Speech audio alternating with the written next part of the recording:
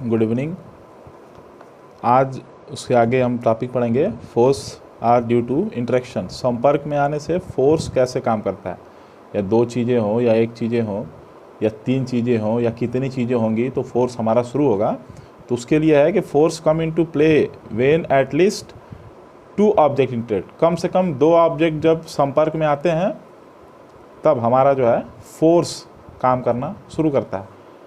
जैसे इसको समझना है तो इसका एक एग्जांपल है, पुलिंग ए कार्ट। एक घोड़ा गाड़ी को खींचना है तो इसके लिए दो चीज़ें होनी चाहिए। जैसे एक आदमी जो है, a man pulling a cart, एक आदमी जो है वो घोड़ा गाड़ी खींच रहा है। इसमें पहला ऑब्जेक्ट जो होगा वो आदमी है और दूसरा ऑब्जेक्ट हमारा कार्ट है। ये दो ऑब्जेक्ट हुए और दो ऑब्जेक्ट का यहाँ हम डेफिनेशन में देख रहे हैं कि force come into play at least two object interact. दो ऑब्जेक्ट जब इंटरेक्ट कर रहे हैं तब हमारा जो है फोर्स काम कर रहा है। यहाँ पहला ऑब्जेक्ट हमारा आदमी है, मैन है, और दूसरा ऑब्जेक्ट हमारा क्या है, कार्ट है। जब दो ऑब्जेक्ट आपस में इंटरेक्ट किए तो हमारा क्या हुआ, फोर्स शुरू हुआ, फोर्स लगना शुरू हुआ।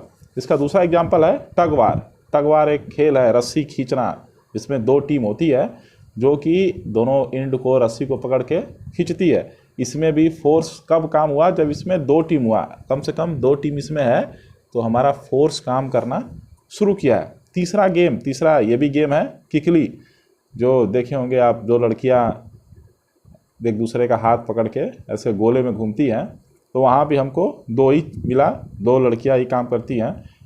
इस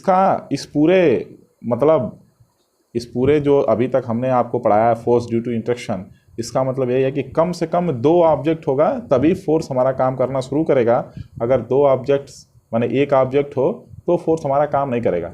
एटलीस्ट कम से कम दो होना चाहिए, अधिक से अधिक 3, 4, 5, 6 चाहे जितना हो जाए, लेकिन कम से कम दो होगा तभी फोर्स हमारा काम शुरू करेगा।